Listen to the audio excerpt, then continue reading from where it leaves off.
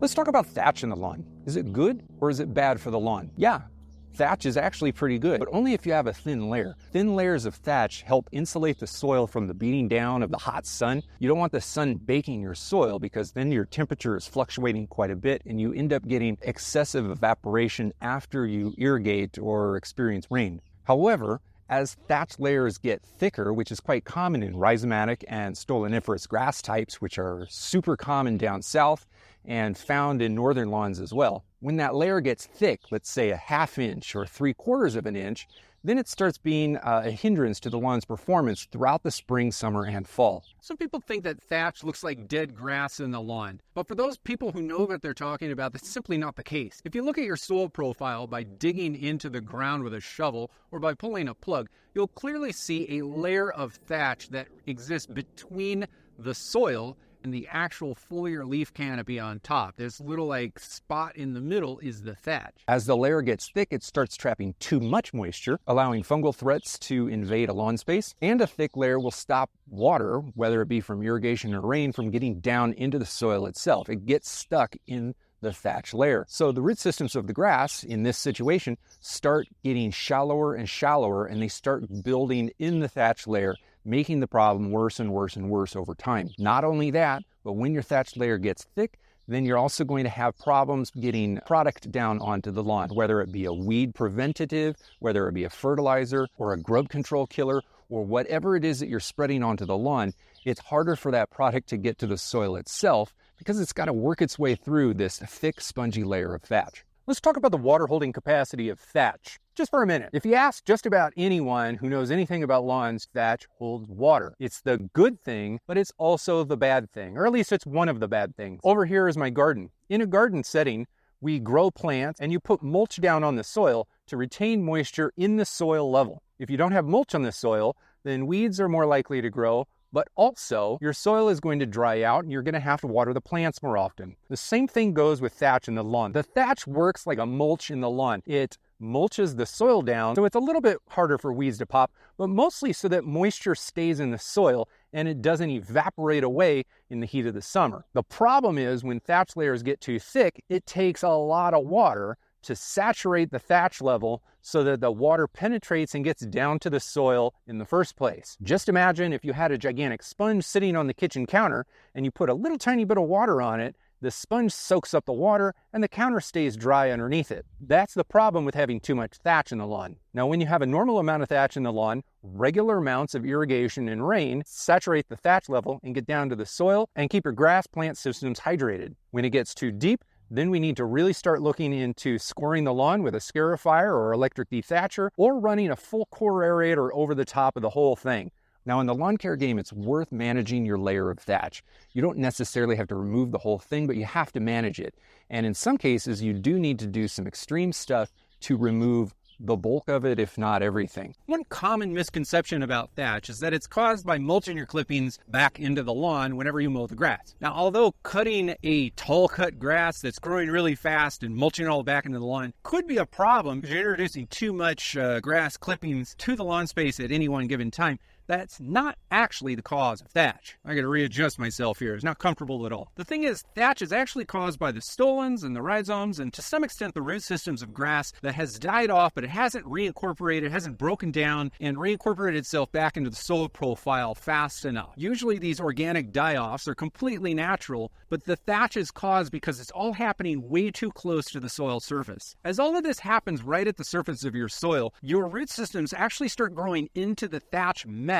It basically makes the thatch layer get thicker and thicker and thicker because the root systems shed and new root systems grow all the time. So as this builds up, the thatch layer can get quite thick. What is the cause of all of this stuff happening right at the surface? That's really the answer to the question of what causes thatch. It's an irrigation issue that happens with rhizomatic and stoloniferous grass types. So when you water your grass frequently, but not for a very long time, like we're talking like every day or two, maybe every third day, depending on the season, then the water never pushes itself deeper into the soil profile. It only stays right up near the surface, and the root system needs water to be able to grow. So the root system is never encouraged to go deeper into the ground. And then to expand on that, if nothing is really encouraged to go deep into the ground, if you're ever experiencing a dry stretch or a particularly hot stretch, or certainly a dry stretch paired with a hot stretch, the top inch of your soil is going to dry out and get quite hot very easily, especially late in the spring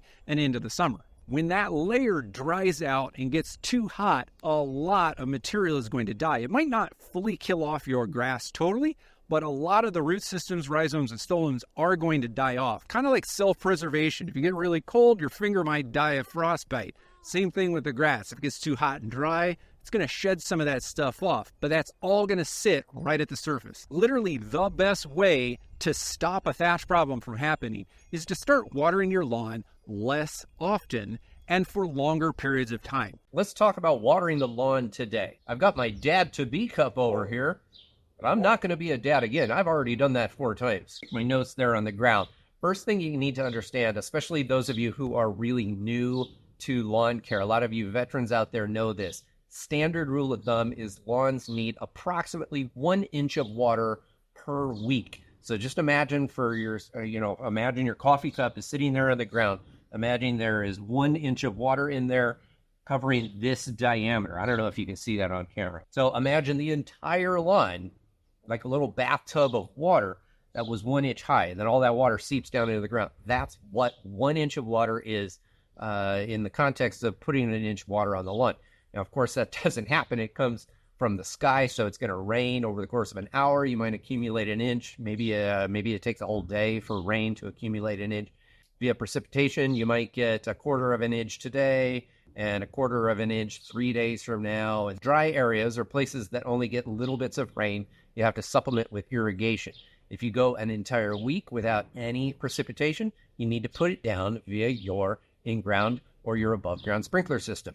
1 inch. And the way that I recommend that you do that is have a coffee cup out here. Put your sprinkler system on and time how long it takes to put 1 inch of water into that coffee cup. You could put a whole bunch of coffee cups around your lawn and figure out which areas of the lawn are getting more water faster than others.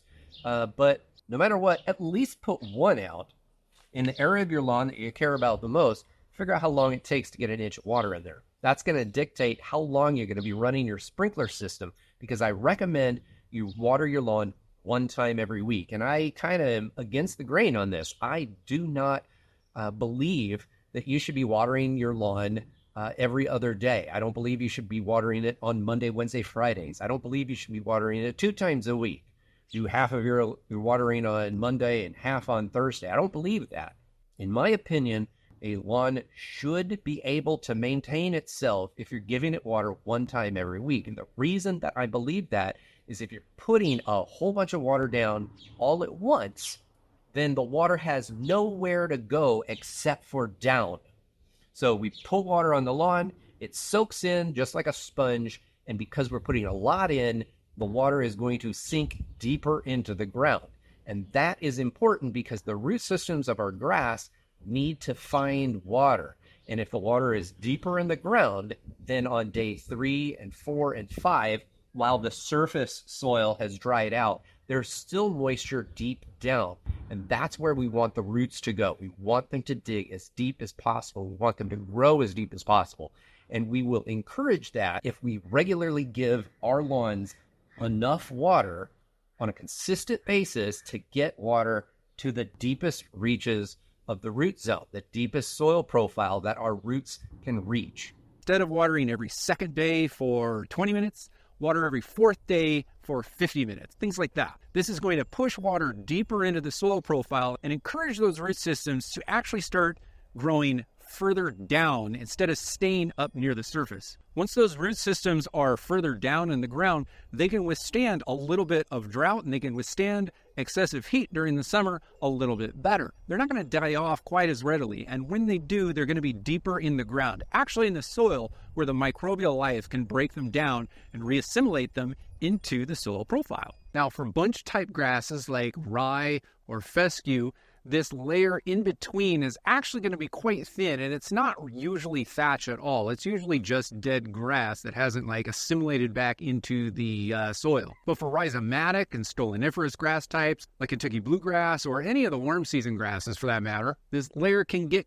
quite thick, and it kind of has this little woody, fibrous texture to it. Now, it's common for grass to grow roots and rhizomes and stolons and whatnot and shed them throughout the season, kind of in this cycle. Now, as stolons and rhizomes die off, and even grass roots to that extent die off, they sit in the soil waiting to be broken down by soil microbes. While they're waiting for that decay to happen, new roots, new rhizomes, new stolons are continually growing and replacing what died off. Over time, that dead material, if it's not breaking down into the soil quickly enough, it starts accumulating into that thatch layer, making it thicker and thicker and thicker. Now, if you're following good cultural practices like mowing and watering and whatnot, that thatch layer is never going to get too thick.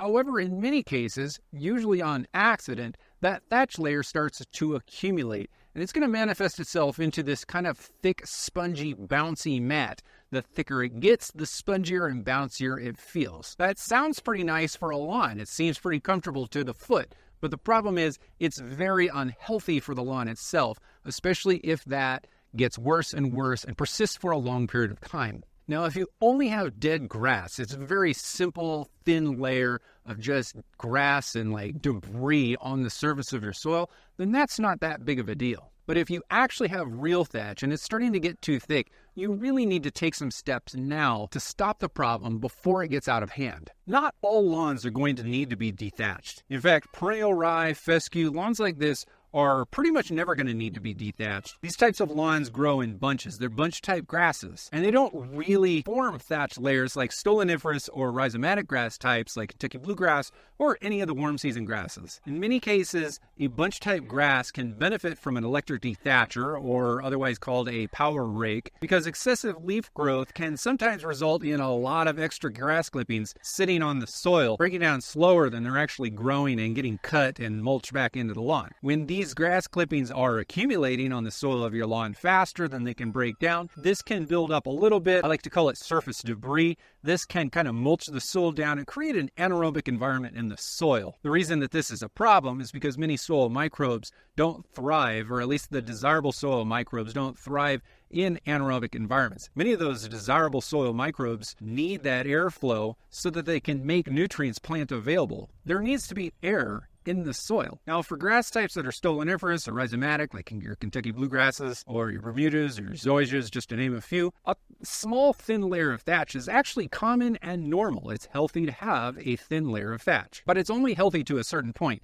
If that thatch layer starts getting too thick, that's when it becomes unhealthy. When you have a thin quarter-inch layer of thatch in your lawn, that thatch layer is actually going to be insulating your soil from extreme temperature swings. So in the middle of like a hot summer day, the sun is beating down on the thatch layer and not the soil, keeping the soil at a more moderate temperature. Same thing at night when things cool off. Maybe you get a frost late in fall or early in spring. That thatch layer insulates the soil and keeps it from getting too cold. Thin layers of thatch can also stop excessive evaporation. So when a rain comes or when you irrigate the lawn, that water goes down into the soil. The thatch layer stops a lot of it from evaporating away too quickly when the hot sun comes back out a little bit later in the day. Not only that, but with a nice layer of thatch, you can actually experience a little bit of weed suppression simply because there's not a lot of space for weeds to start growing. But all of that has to do with thin layers of thatch. Let's call it a quarter-inch layer of thatch. Once thatch gets to about a half-inch or greater, then the negative outcomes of having it in your lawn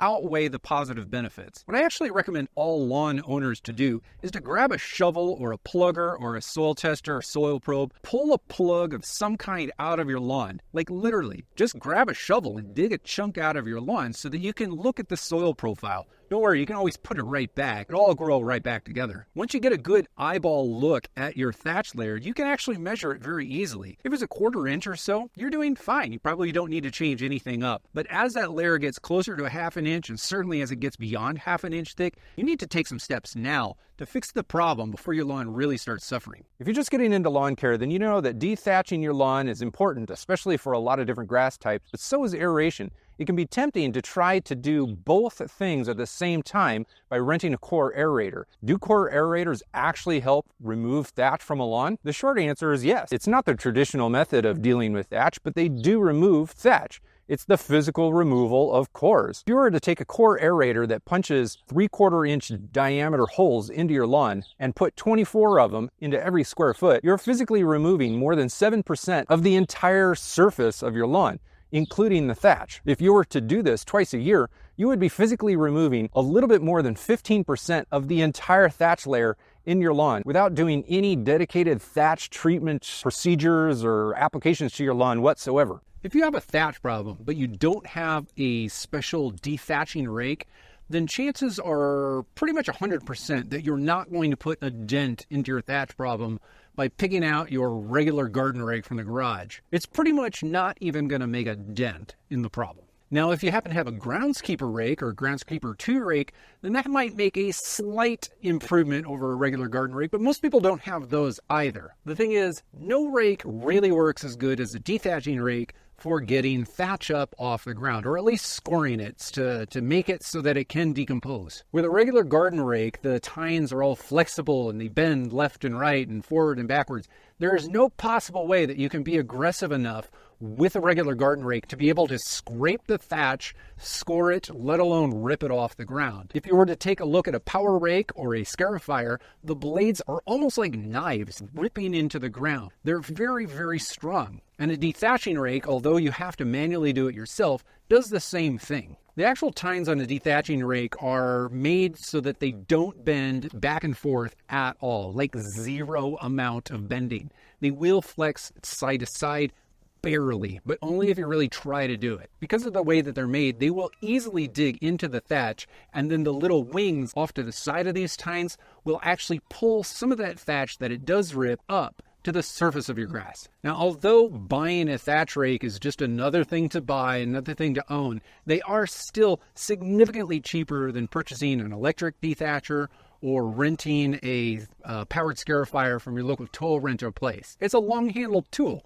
You've probably got a ton of them in your garage already. Not to mention the fact that they are very tiring to use, but if you use them, it's a pretty good workout. It's a lot better for you physically than grabbing an electric dethatcher and slowly walking across your lawn. Now, for those of you people who don't really have a true thatch problem, a thatch is kind of that fibrous layer of woody material from like stems and rhizomes and root systems, not necessarily the grass clippings. If you only have a dead grass clipping debris problem on the surface of your lawn, then possibly using a garden rake, just a regular standard garden rake, can work, but it's going to work very inefficiently. But regular garden rakes are pretty good for dragging larger things like pine needles and leaves. When it gets down to the smaller things like grass clippings, you'll really operate much more efficiently if you use something like a groundskeeper rake or a thatch rake. A thatch rake can also pull dead grass clippings off of the surface of your soil, and it's actually a lot easier than ripping into the thatch itself. If you're not actually trying to remove the grass clippings from the ground, then a regular garden rake can still at least scrape the ground enough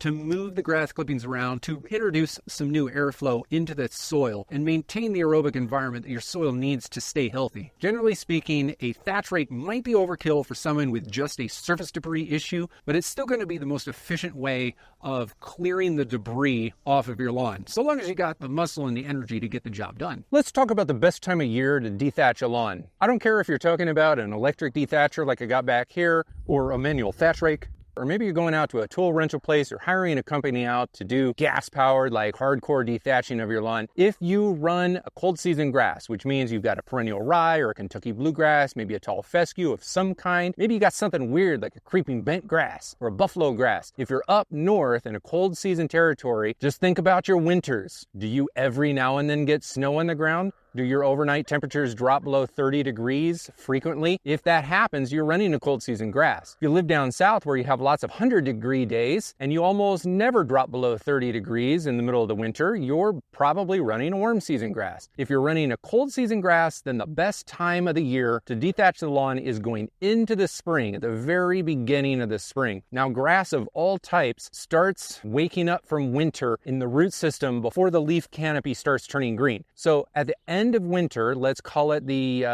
middle of March, your grass root system is most likely starting to wake up, but the foliar level of your grass is still not green yet. This is the best time of the year to dethatch your lawn in any way that you go about doing it. Outside of liquid dethatching, that's another topic. Now, if you're running a warm season grass, it's a little bit different. Warm season grasses don't really go into their full growth mode until the very end of spring when temperatures really start getting hot. Come here, baby.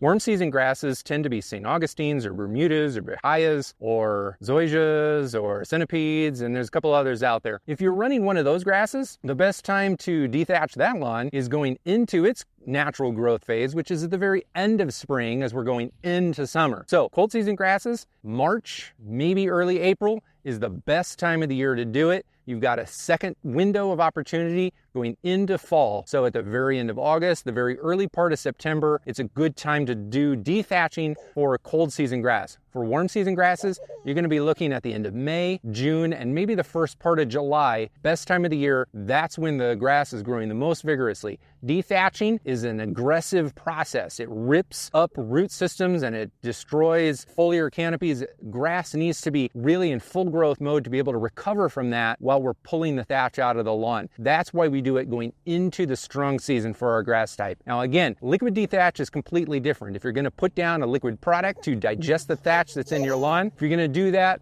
it's a completely different time of the year. Liquid dethatching products. I'm going to be putting my third application of liquid products down, and if you have been following along, if you are a subscriber, then you know that I'm using a different product on each section of my lawn. I have 3 sections of my lawn. I'm using 3 different products. I want to compare how they differ, which one works better, which one I like using better. Now, before I actually get to the application today, I want to talk about the 3 products that I'm using. This is Nature's Biological Dethatcher. Yes, I understand that the bottle looks empty. I've been keeping it in a jug on the other side of the room because I'm using the same sprayer for all 3 products. I'm using this bottle to spray them all. Nature's Biological Dethatcher is basically what it says there, a proprietary blend of carbonic enzymes and bacterial species. Maybe you could call that bugs in a bottle. I don't know, but it doesn't appear to have anything else in the product. I'm using Next Dethatch on kind of the playground area of my backyard. This obviously is a bigger bottle because it's a lot more water. This is 88% water, 6% molasses, 2% yeast, 4% humic. And then I'm using Lawn Star's Liquid Lawn Dethatcher. As you can see, this also has molasses, but a much greater percentage of it is molasses. There are also enzymes, which is similar to over here. So some bugs. Fulvic acid is like, it's part of the humic family. And then there's a little bit of seaweed extract. Now, before I get to applying these products, I want to talk a little bit about how they work. Using the label for Nature's Biological as an example, you've got grass blades sitting on top. There's soil sitting on the bottom. The roots go through this brown layer, which is thatch. Now, in a healthy lawn environment, the roots will go through a thin layer of thatch into the soil, and that's where they'll get all their nutrients. In my situation, and lots of other people's, that thatch layer gets too thick. The roots end up staying in the thatch layer looking for water because it acts like a sponge. And then they don't get fed well, and you end up getting fungal problems. You get growth problems because of the watering. Your watering practice basically gets super complicated. Now, the thatch tends to get broken down by bacteria and enzymes, which is what this product uses. This is basically applying bacteria and enzymes to the lawn. Those bacterial species and enzymes are supposed to eat, for a lack of a better word, the thatch layer. Eventually, it turns into soil. Basically, this is supposed to help break down the thatch layer by getting bacteria, healthy bacteria, into the lawn to eat it up. Next, Dethatch, as you notice, does not contain any enzymes or bacterial products of any kind. There is yeast and molasses.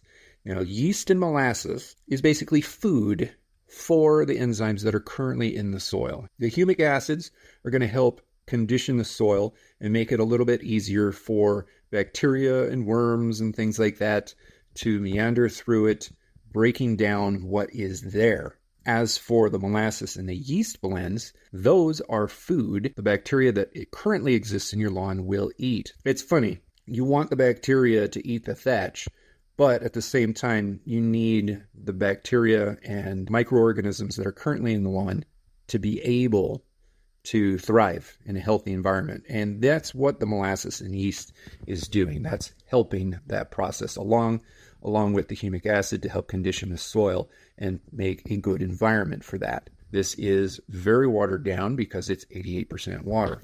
This is almost no water, but it uses a lot of the same ingredients. You've got a lot more molasses. This is actually putting a little bit of enzymes into the lawn. And then the fulvic is arguably negligible. Fulvic also arguably helps plant uptake of nutrients, and I would not think that that is a significant amount to really help condition the soil. This product really is all about adding a little bit of enzymes to the soil and then providing that soil with the nutrients to make the current bacteria, microorganisms, and added enzymes to thrive. So, in some ways, all three of these are kind of acting similarly, but differently. All three of them are emphasizing different things. Now, I think that this looks better than it did 6 weeks ago.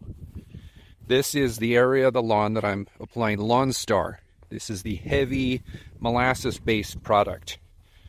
Basically, the molasses is feeding the bacteria and the microorganisms in the lawn, and hopefully they are expanding and thriving and getting hungrier and eating away at the thatch, because I think things are looking pretty good. There are some areas though that are still squishy. I can dig in here. I want to talk to you today about the lawn. Is your lawn spongy, soft, squishy? Any of these things describe it? There's a few reasons why a lawn will get squishy or spongy or springy or all of the S words. If you're asking the question why your lawn is squishy and when you walk on it, it doesn't seem muddy, the problem is confusing. My lawn was sodded about 2.5 years ago. Portions of my lawn are in very good shape, and from far away, everything looks very healthy. But upon close inspection, especially with various parts of my lawn, you're going to find that there are some places that are quite squishy. They're very soft. When you step on them, it feels like your foot is sinking into the ground, even though it's just sitting on top of the soil. In fact, when you squish some of these areas, like if you just push down on an area, other parts of the grass move. So if you've got a lawn that's like that, the problem is probably not oversaturation. The problem is probably thatch. Let's talk about the best ways to remove thatch from a lawn. What you see here is my lawn. My lawn has thatch in it. It doesn't look like it from far away, but it does. I've experimented with all of the ways to get rid of thatch, and I've got a lot to say about this topic, but I want to keep this brief. So let's jump in and we'll do it quick. There's basically 5 ways to get rid of thatch in the lawn, 5 general ways, which in a couple of these 5 ways, there's a couple different iterations of how to go about it. The very first one is a thatch rake. It's about the cheapest thing that you can do. I have a thatch rake. I've used it on my entire lawn. It's an enormous chore. It takes a ton of work and it only removes surface debris. Surface debris is what I call grass clippings, stuff that falls from the trees. All of the little bits of stuff that sit on top of the soil, basically the uppermost layer of stuff. It's not soil and it's not thatch. Today I'm coming to you with the Ames True Temper manual thatch rake. If you are getting serious about taking care of your lawn and making it the best it could possibly be, this is among one of the most important tools that I think that you can have. In fact, I featured it in an enormous amount of videos here on this channel. All right, before we get into details, because nobody really cares that much about specs, this rake is used in my yard for basically 2 main purposes and kind of a third. If you look really close on these rakes, there's a little winged side over here, and then this side is flat. So all of these are flat, and these have little wings. Now, if you go to a product description page, these wing sides are called the cultivating side. So if you were to take this to a garden, you could cultivate with it.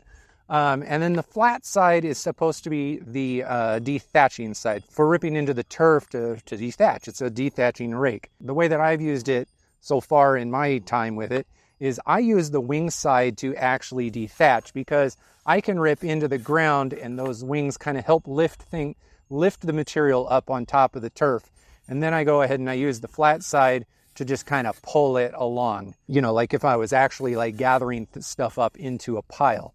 If you use a thatch rake, you're going to be lifting up a lot of the surface debris that's sitting on top of your thatch layer. If you have a thick thatch layer, it can be beneficial to get rid of that surface debris, because the surface debris does break down faster if it's sitting on the soil. If it's sitting on top of the thatch, it's going to accumulate and break down much slower. Using a thatch rake is not going to prevent your thatch problem, but it is going to make it a little bit easier to deal with a thatch problem down the road. So it's a reasonable idea. It's a ton of work though, especially as your lawn gets bigger, and that's why they make power rakes or electric dethatchers. Some people call them scarifiers. If you've got a lawn, then I'd wager there's an 85% chance that you've got the same problem that I have in this lawn right here. Vast majority of people who own lawns and care about how they look will cut them and they'll water them. But what they don't do is they don't run a scarifying blade, a hard-tine dethatcher over the lawn to break up the thatch layer and help it decompose faster. Literally one of the most common problems that homeowners, yard owners ask me about is why their lawns feel spongy, why they feel too soft. We definitely want a soft lawn. We don't want to feel like a rock. But once it gets to be too spongy, then it starts to be a problem. In almost all cases where the lawn isn't just a swampy mess of mud, that sponginess is a thatch layer that has gone overboard. I'm not talking about the surface debris, the grass clippings and tree material that falls and accumulates on the ground. I'm talking about the actual thatch, the fibrous, almost woody-like material that's underneath your grass blades. If you ever cut your grass too low, it starts having all that brown tinge to it. Those are the stems to your grass. Scalped grass doesn't look good because we expose the stems. Stems are part of that problem because when they die off and they get replaced by new stems, new grass systems that are growing up, they don't break down as much. Same thing with dead stolons and the overaccumulation of underground rhizomes that have died off and been replaced by new rhizomes. Just like when hair falls off of your head because it dies and just falls off for whatever reason, new hair is always growing. The same thing is happening to our grass. This is shedding, root shedding, rhizome shedding. And to get ever so slightly technical on you, the stems, stolons, rhizomes, all of those stemmy materials have something called lignin in them. Lignin is part of the leaf tissue as well. However, in the stems, roots, rhizomes, the lignin content is 4, sometimes 5 times as great as it is in the leaf material. And here's the kicker. Lignin resists decomposition. So if your lawn is thick and healthy, then that means it's most likely growing more aggressively. And if you're accumulating too much lignin in that layer above the soil and below the leaf canopy, it's not going to decompose as fast. And then the roots are going to start growing into that space. And then as they shed and get replaced by new roots and new rhizomes, that layer gets thicker and thicker and thicker, and everything continually gets harder and harder to decompose, adding to the thickness and the sponginess, the soft bounciness of the lawn.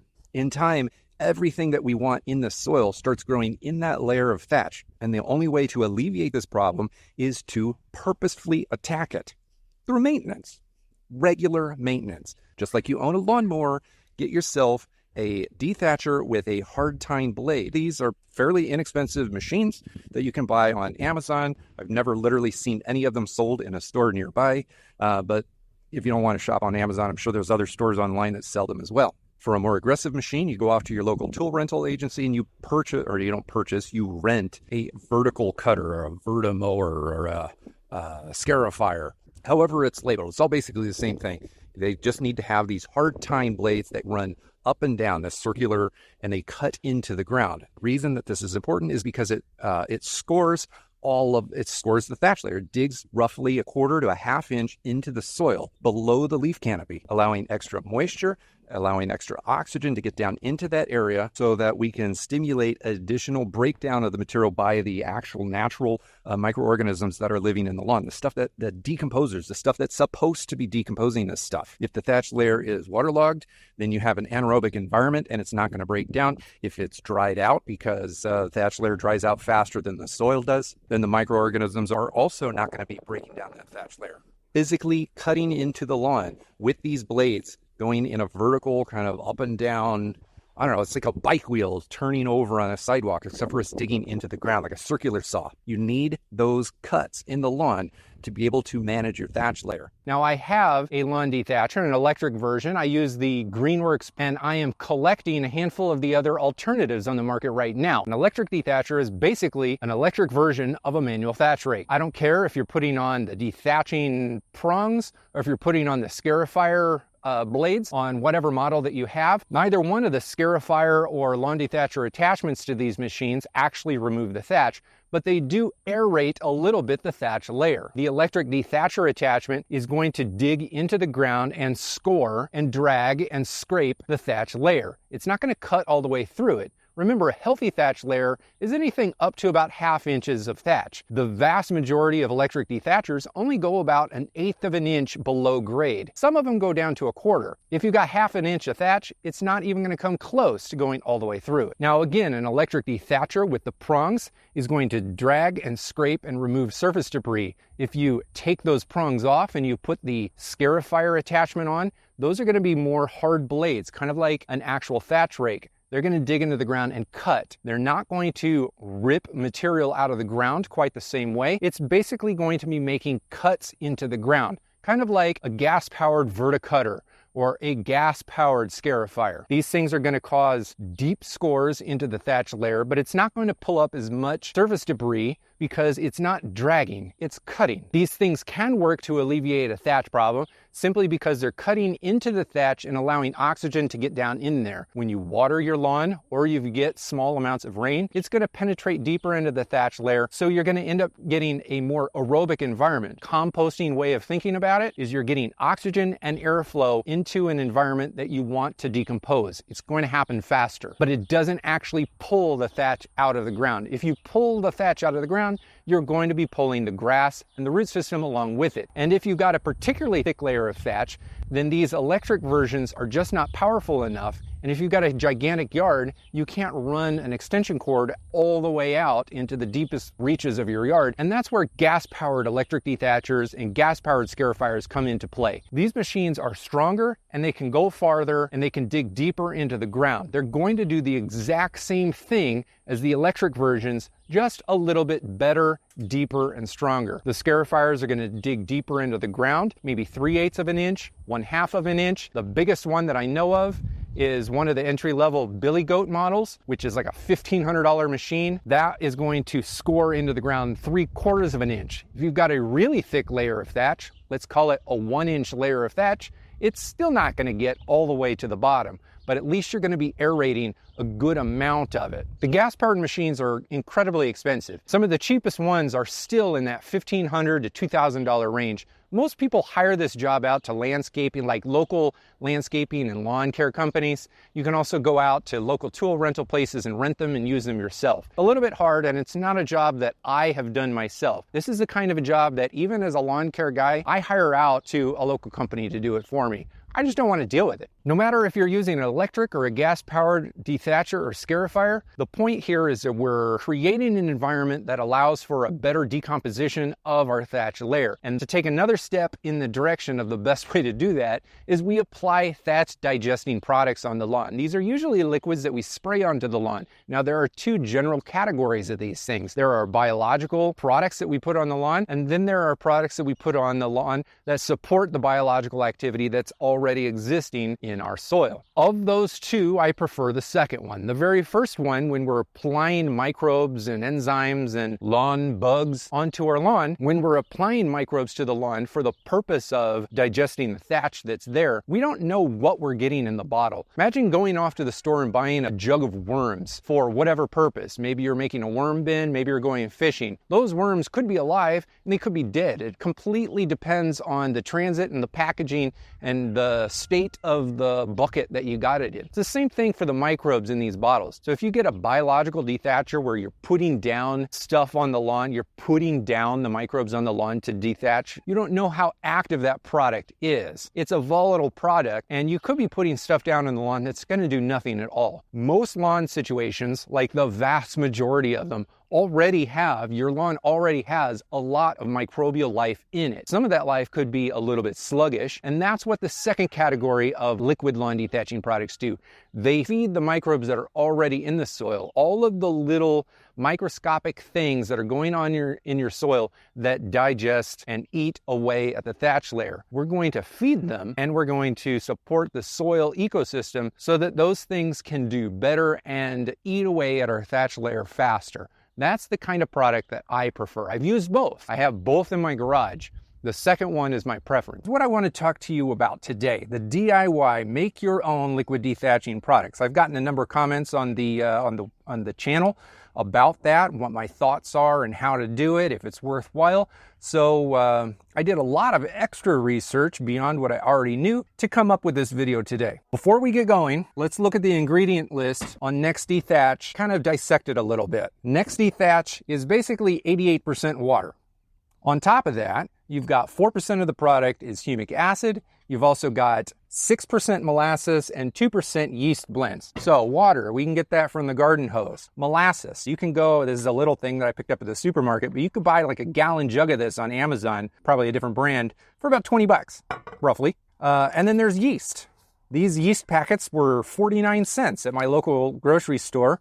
You could buy a whole pound of yeast on Amazon for about 10 bucks, depending on the brand. So if you were to get a gallon of molasses and 16 ounces, like a pound of yeast, you could mix together a lot of applications for your lawn and still save money and still spend less money than buying a single gallon of this. Not to mention the fact that the molasses can be used for other things, whereas this really can only go on the lawn. If you look at other products, let's say for instance the Lawn Star product, they also had the molasses. They also have fulvic acid, which is part of the humic, so you're only getting fulvics in this. With this, you're getting humics and fulvics, they're kind of mixed together. But you're also getting seaweed extract, which is basically targeting cytokinins, which you can find in standalone products like this, or mixed products like this. Mixed RGS, this is humic acid and sea kelp extract. 3% sea kelp extract, and this right here has 3.75%. Now, if you want to put this stuff together yourself, you're not going to be getting any seaweed extracts or humic acids when you're mixing water, yeast, and molasses together. So, what I like to do anyway, is literally add straight cytokinins to my product. So forget the seaweed extract. I go for the actual biostimulant and throw it into the mix all by itself. Cytokinins right there. You could buy straight humic. This is a 12% solution, so you could use a lower rate of this and stretch this bottle out for a long time by mixing a little bit of that into a concoction, kind of like this. Now, you can also go to garden stores. You don't have to buy the Next humic acid. There are other kinds of humic acids. You probably have a garden store right in your town that sells pretty affordable jug of humic acid. Now, I darn near went over to my local gardening store to pick up a jug just for the purpose of this video. That seemed overkill because literally I have a whole jug of this right here. So what do I need another jug of humic acid for? At least for the time being. Now, this is another product that I haven't actually featured here on the channel yet. This is mycorrhiza. This is just a straight up mycorrhiza fungi blend. You could add this. I'm going to be starting to use this, adding this into my own personal lawn care regimen.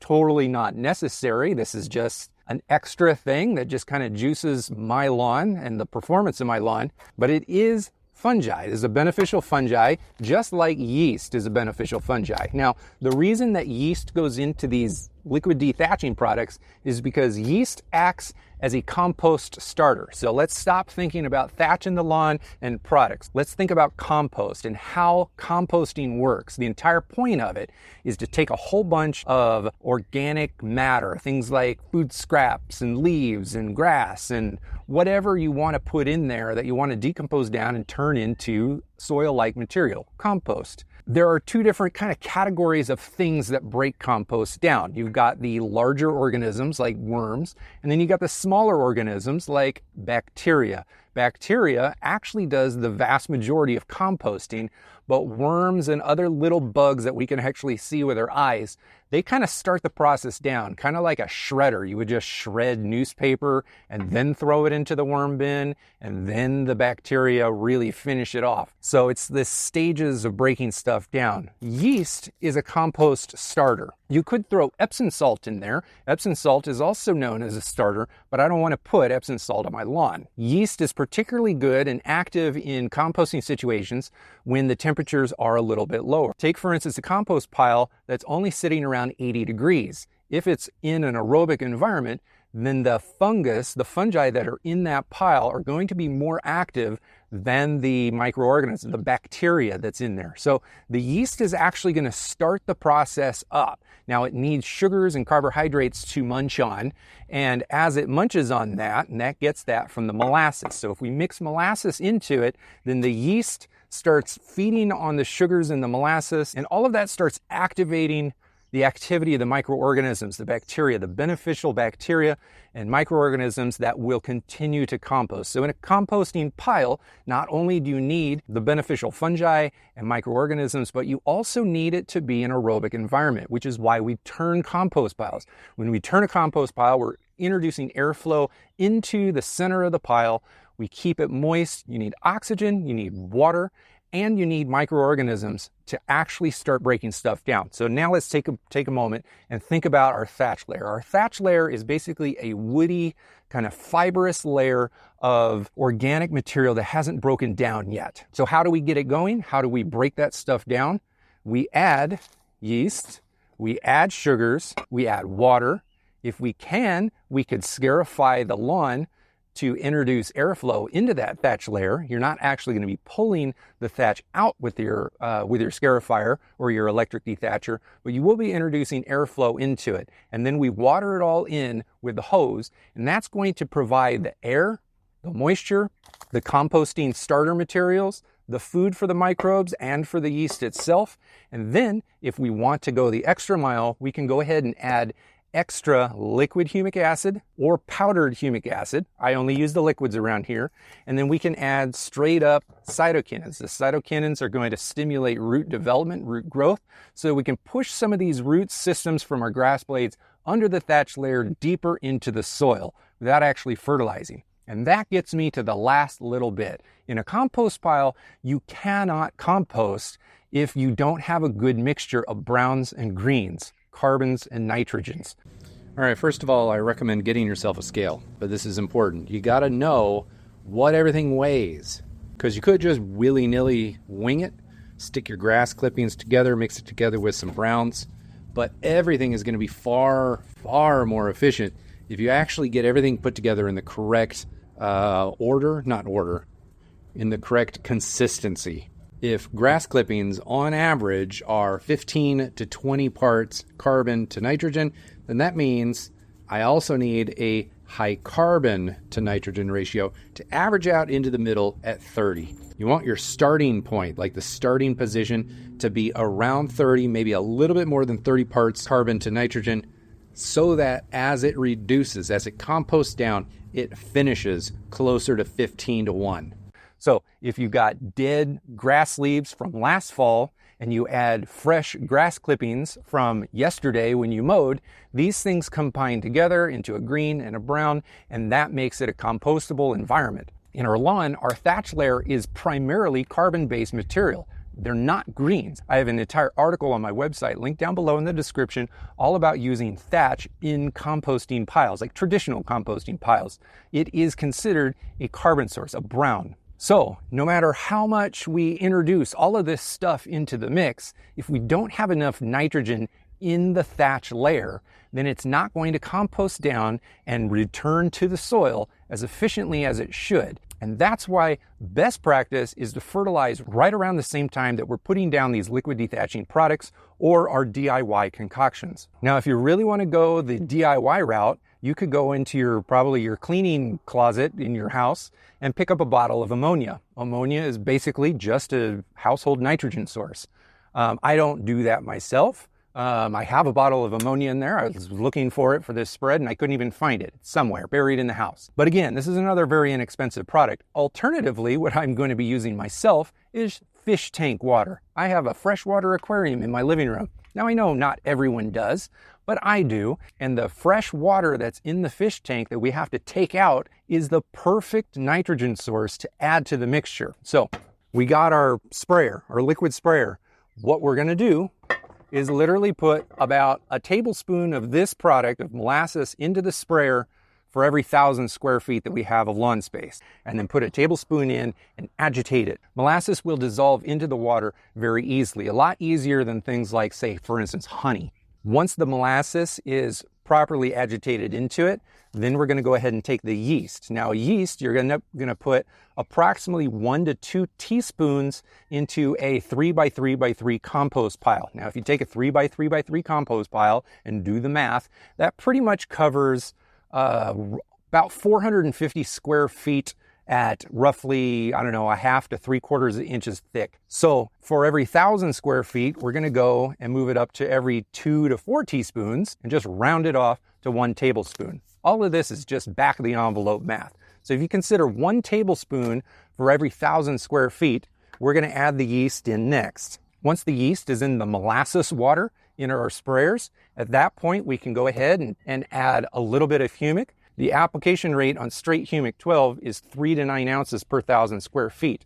We could cut that into 1/3 and kind of be in line with that. So let's call it 1 to 3 ounces per 1,000 square feet. So let's just take 2 ounces of this and stick it into our sprayer. So if we're only using 2 ounces of this, you can imagine how long a gallon of humic 12 is going to last if you're only using it for dethatching purposes. What is that, like 64 applications or something like that? And then for total optional use, I put in Cytogrow. Cytogrow is another product that doesn't take very much. I want to say it's like about 1 ounce or so that I'm going to be putting into this. So grand total here, we're just putting a handful of ounces into the sprayer, and then we're going to top the whole thing off with water. At this point, we can do kind of more hose water, temperature water, and top it all off and go around the yard. At this point, we're going to be putting down all of the ingredients. You could even mix in some soluble mycorrhiza to have an extra juicy effect on the root system.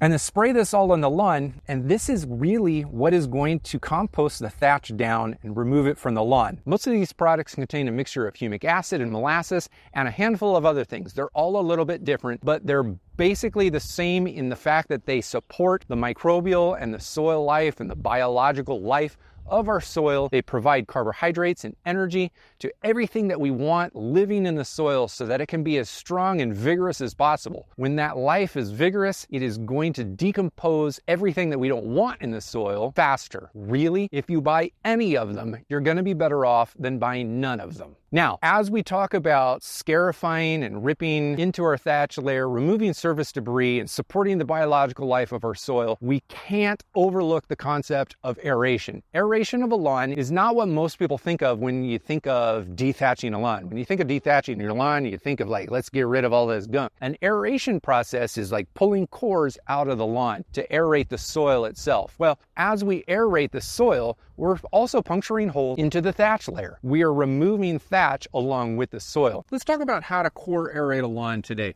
There's a few different ways to do it. The most traditional way of doing it is grabbing a manual core aerator. There are a variety of manual core aerators. I use the Yard Butler. It's got 2 cores, 2 prongs. They're about 1/2-inch cores. I find that that's really easy for me to be able to plunge core after core after core and go for a long time without getting tired. I've gotten accustomed to understanding the soil moisture level in my lawn because when the moisture level is too wet, the manual core aerators don't work very well, and when it's too dry, they don't work very well as well. You're also going to find that if you have sandier soil, that the consistency of your soil is going to impact your ability to use a manual core aerator. Loose, sandy soils, in some cases, don't even really need to be aerated the same way that dense soils with a lot of clay in them do. The more modern ways of aerating a lawn have to do with using a mechanical core aerator or a liquid aeration product of some kind that gets sprayed onto the lawn. A mechanical core aerator is basically the same thing as a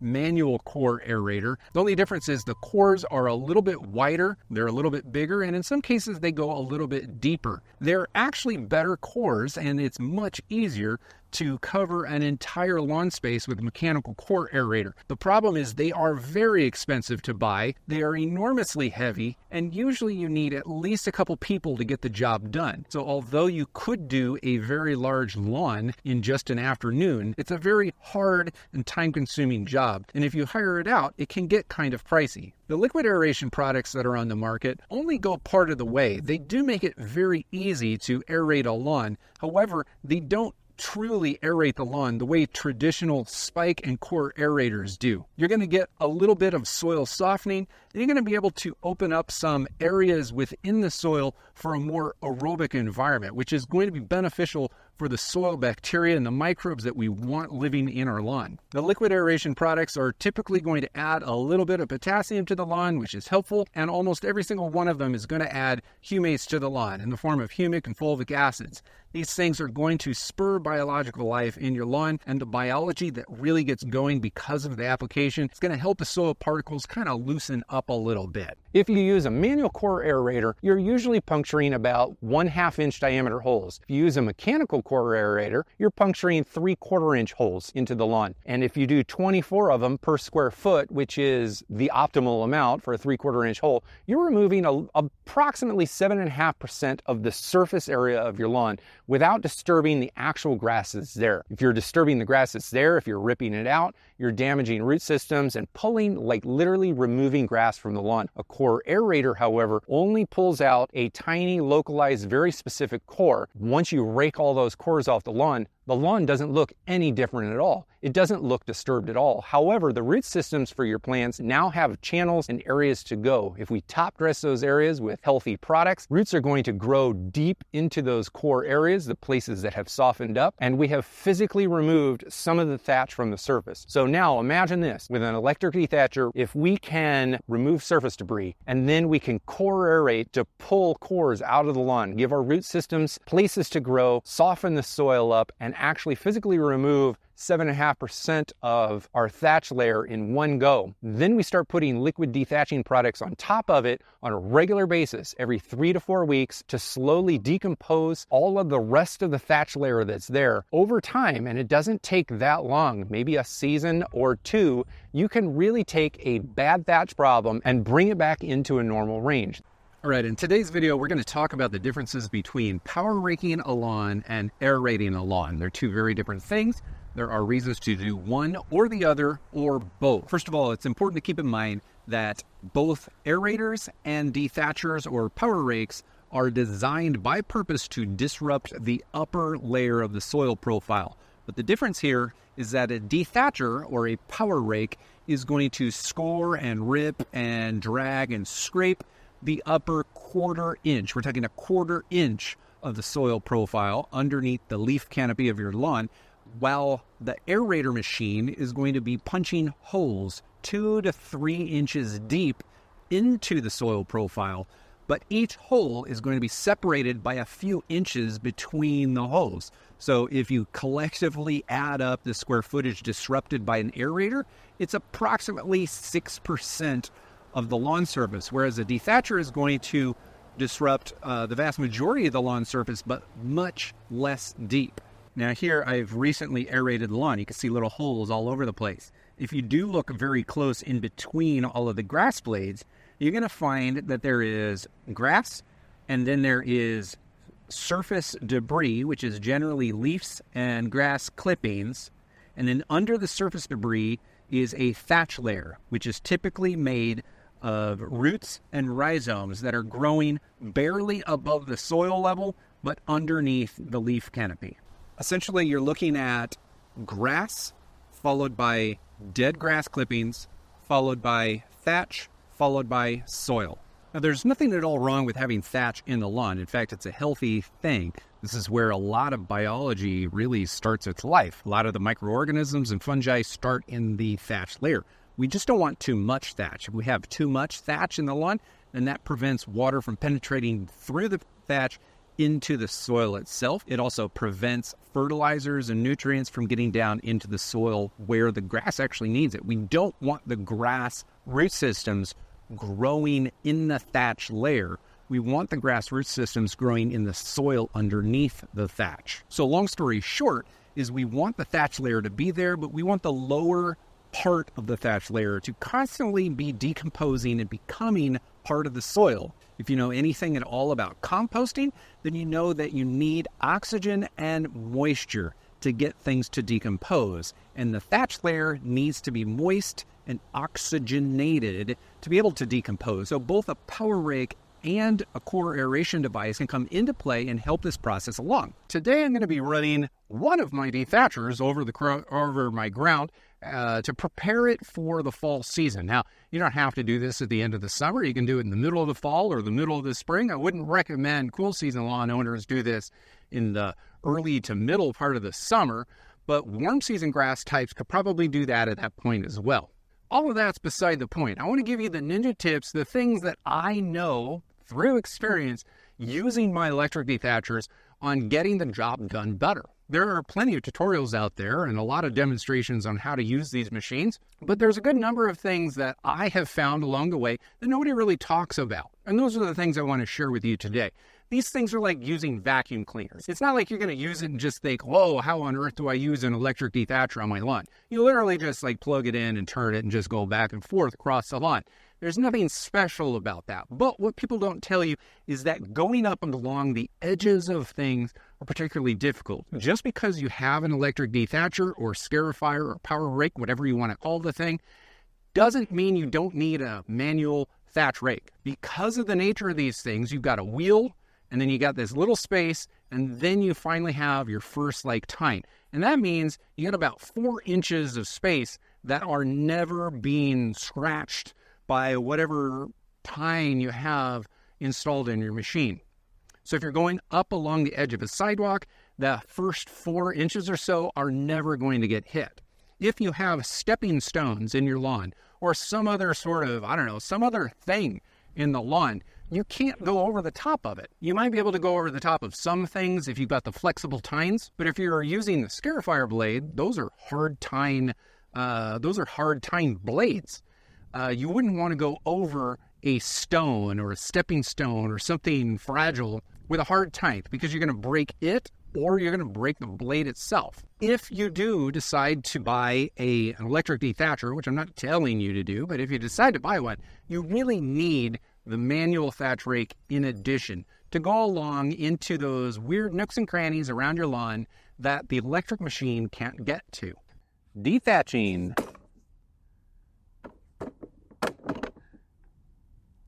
We're going to be talking to you about dethatching in the winter. Is it a good idea? When is it a good idea? Why is it not a good idea? Let's talk about all of those things. If you're watching this at the end of winter on a nice, warm, sunny day. Thing is, it's still winter. Right here, as I'm recording this, it's the end of January. This is a really random day. Just a couple days ago, my kids were out in the front yard on our front hill sledding. Today, it's all sunny and it's like almost 50 degrees out here. Very unseasonal. If you're watching this at the end of January or February or early March, it's very common to experience days like this. It's common to experience a week like this. And during those weeks, man, it's really tempting to get outside and do something for the lawn.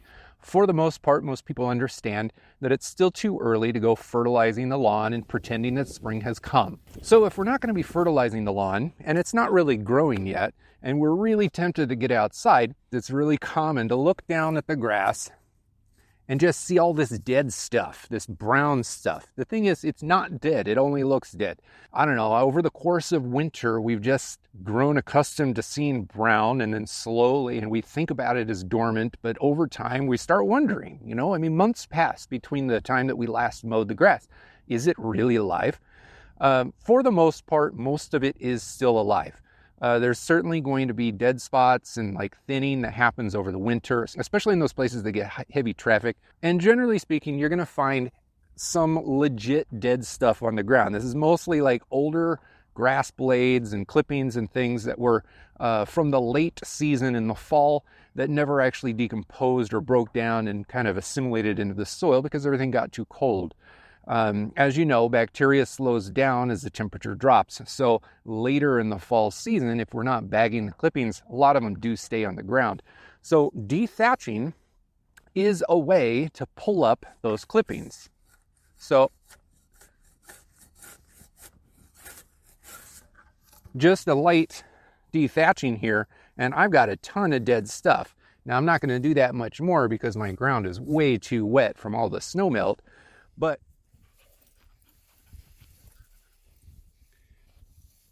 getting the job done, Izzy? Yeah. Some of the grass kind of like pulled out of the ground. Some of the grass pulled out of the ground? Yeah. See, there's much dirt. Oh, man.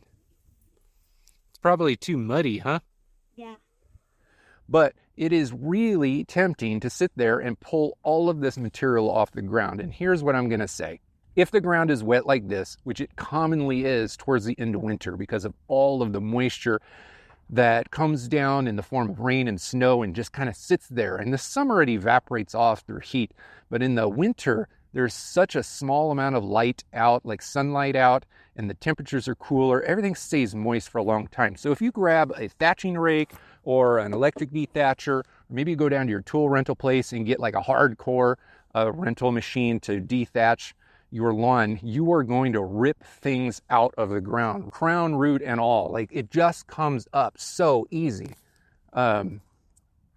Using one of these things is, for the most part, going to damage your lawn. Now, if your lawn is dry, that risk is significantly less. And in certain scenarios, if it's late enough in the season and you're having warm enough temperatures, it might be a decent idea to go and dethatch a portion of your yard like this. So this is what I call my hill yard. This is on the west side of our house. If you have a yard like this, or a yard that is in really bad shape, maybe you just moved into a house, maybe you had a big house renovation and the whole yard is just tore up. If your yard is not in good shape at all and you have tons of dead material, like dead grass clippings on it, and the soil underneath the grass that's there is not muddy and wet like this, I mean, look at that, it's just mud coming up. If it's dry, then you can go ahead and do that towards the end of winter here, because that's going to get the dead material off the ground and it's going to reveal more soil surface. And once that soil surface is revealed, the light is going to warm it up a little bit better, a little bit quicker in the season, and it's going to slowly warm up the remaining grass. Also, if you want to do a spring overseeding, scraping up that ground, getting off some of this dead material is going to help with the process of spring overseeding. If, however, you have a nice lawn down on like I have down on my lower main yard, it is really not the best time to pull out any form of dethatching rake. So if you pull out a dethatching rake or an electric machine or some other machine that you rent or spend thousands to buy, it's really the worst time of the year to do it in winter. And here's why. Everything is dormant, which means nothing is growing. Everything is delicate because all of the energy of that plant is down in the root system. So any grass blade that's sitting on top is susceptible to damage, whether you're walking on it in the winter or you are ripping it apart with a dethatching tool. The crowns of that grass can be damaged very easily. Now, in the spring and the fall, when grass is growing the most, it is able to repair that damage simply because it is in active growth mode. But during the winter, during dormancy, nothing is growing. So if you damage the plant, it's not going to repair itself because it's not actively growing. So you damage the crown of the grass, the root system is still asleep. So all of the energy and the nutrients and everything that is in that plant that could repair the grass blade and the grass crown, it's not going to happen because the grass is still asleep. The plant is still asleep. All right, guys, 2.5 years ago, I started this YouTube channel all about basically grass and lawn care, and it's grown a little bit, and it's going to continue to grow over the next handful of seasons. But one of my first themes on this channel was thatch. It was the description of thatch. I tried to explain what actual thatch was, Contrary to popular belief and the simplistic view of thatch that many people have, real thatch is very different than old grass clippings accumulating on the ground. When I started this channel, I had a very bad thatch problem. And although I had a lot of people tell me that I should just kill my lawn, rip everything out, and start over, I decided to take the long approach to just simply repair the problem. 2.5 years later, I want to show you where we stand now, the last week that I live in this property. All right, let's quickly go over to where the worst of my thatch problem was 2.5 years ago. Then I'm going to re-show you what thatch is, because you can watch my old video, but I'm going to show you a brand new video. I'm going to do a little miniature what is thatch segment right here, and then I'm going to dig up and I'm going to show you where we stand. This is generally where I pulled the worst of my thatch out of the ground to show you in my video 2.5 years ago. I got to come way over here now. It's right there. I got to come over here for one so you can have some perspective, but two, to get out of the wind. Right about there was the worst of my thatch 2.5 years ago. And instead of ripping everything out and starting over, I have used cultural practices and liquid applications to manage my thatch problem. But before I show you where we're at now, let me show you a brief segment from 2.5 years ago so you can see how bad the problem was to begin with and my description of it at the time. The first plug that I pulled out of the lawn was over in kind of the worst section of my yard for thatch. This is a good example. So deep down there's dirt, soil. On the top there's grass. Inside the grass you can see that there is this material right here, which is neither dirt nor grass. The roots are in there. Basically, this is what thatch is. This is what thatch is in a bad amount of it. Look at that. It's like an accordion. It'll stretch up and down. This is basically organic matter that has not broken down. A lot of it is roots, a lot of it is stolons, rhizomes, some dead grass clippings that are just in there. Basically, this material is supposed to break down, decompose, and slowly become soil again. If you look at the bottom of the thatch layer, it kind of looks like it's transforming. The thing is, it's not transforming fast enough. Now, when you water this spongy material, the water will literally stay in here just like a sponge, and it won't trickle down into the soil. So all of the grass growing on top, the roots, you want the roots to grow deep. That way you don't have to water as often. So the whole concept of watering deeply and infrequently doesn't really work if the thatch layer is too great. You water really, really deeply, and this thatch layer just absorbs it.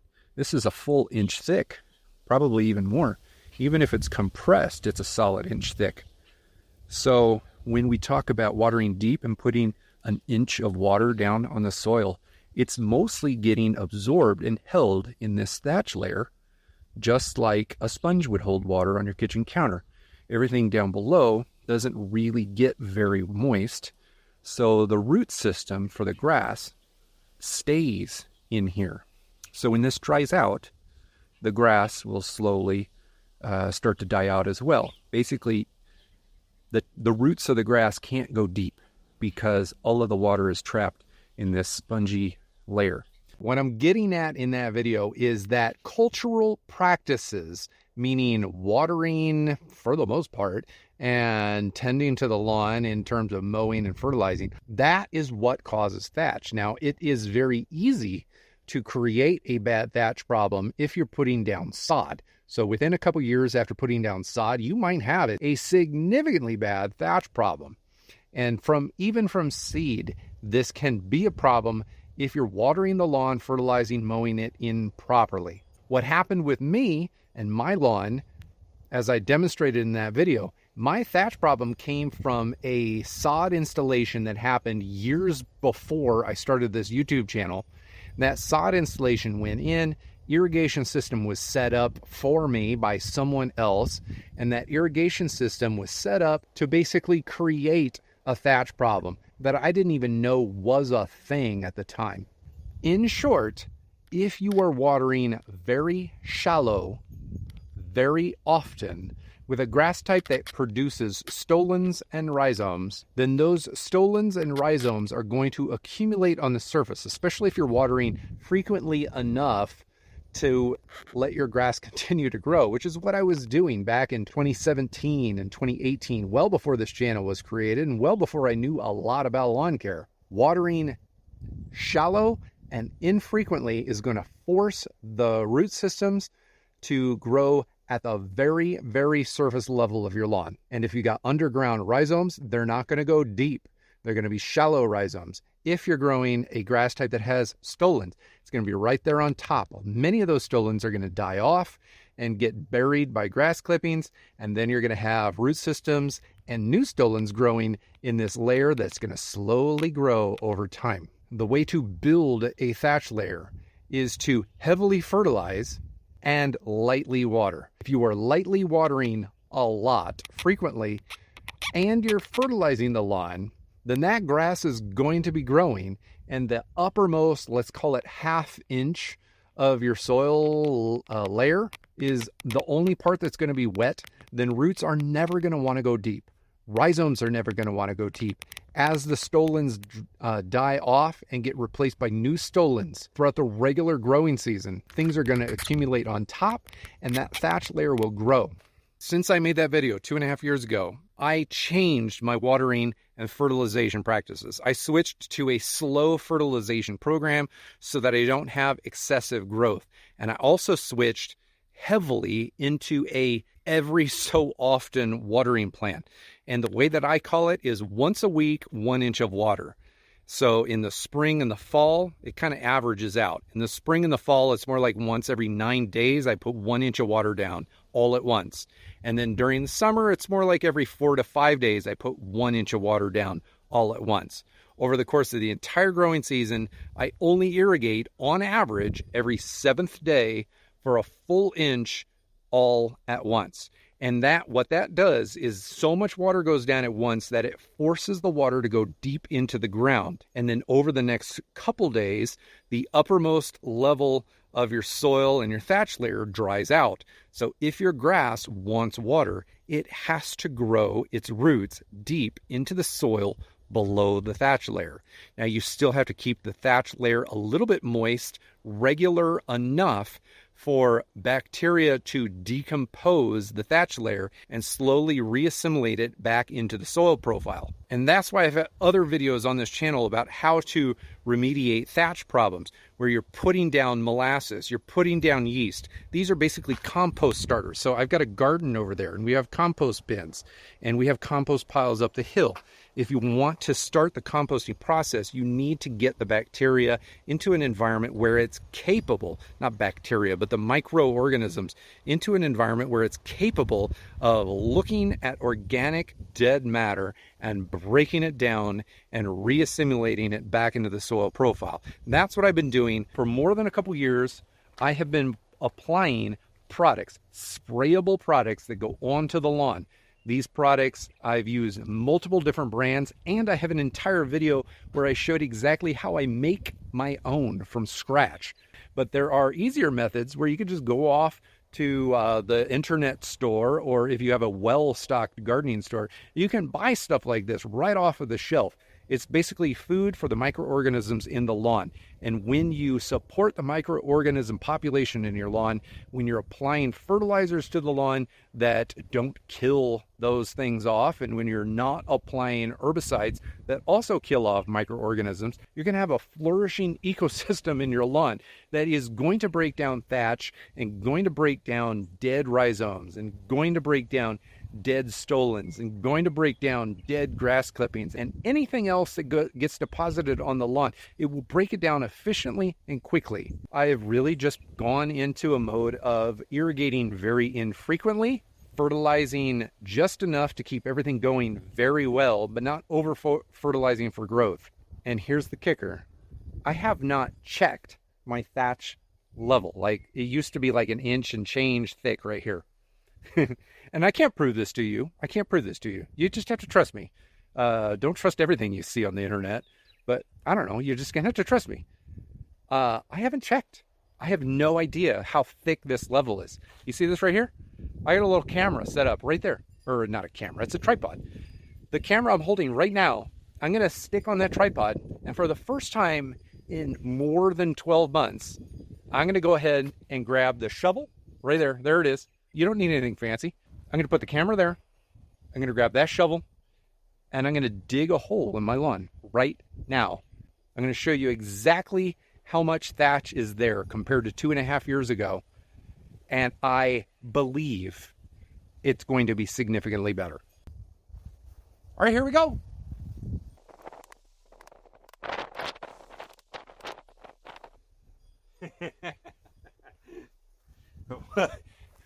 What is this?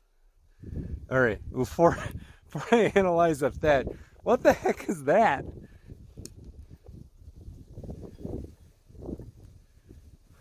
It's a bouncy ball. Who knew that was there? Crazy kids of mine. Okay, a bouncy ball. Anyway, so here's my thatch layer. This is kind of what you saw a couple years ago. This fiber, here, let me figure it out here. This fibrous area right here. And what's interesting to me, I'm going to pull back so I can see the camera while I'm filming. But we've got a fibrous area right here. And then we've got some soil up here. Like, this is like dirt. And we can go around and we can see still, we're seeing fibrous, but there's like literally chunks of dirt in there. And if I do this, remember I did this 2.5 years ago. I just showed it in the segment. The whole thing was squishy. This is like, there's a small layer right about in there that is still a little bit spongy. But we've got soil mix. I'm going to crumple it apart here, and I'm going to have to put a lot of this dirt back in my hole over there. But there's a worm. Look, I got a worm in there. I think I might have just broke him in half. But I have roots going way down. Drop the dirt. I got roots going way down here below that spongy area. This has been the year where I've been attempting to water my lawn as little as possible because of drought. We don't have restrictions here, but I understand the situation that's going on. But anyway, we've got roots everywhere coming down, and this is just barely spongy at all. So it's the same spot in the lawn. Like, it's literally the same spot in the lawn. But the thatch, although you can see this fibrous layer is still there, you can also tell that it is way, way more soil-like than it was 2.5 years ago before I changed the way that I dealt with my lawn. Of course, I documented what I did here on this channel. I understand that this is kind of a rustic-looking video.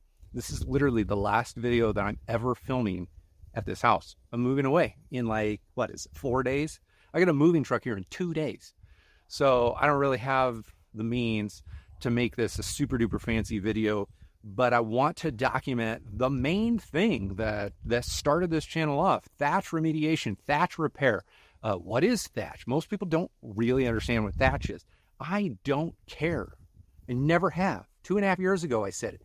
This stuff, like dead grass material that's on the top, electric dethatchers, they pull this stuff off. That's not thatch.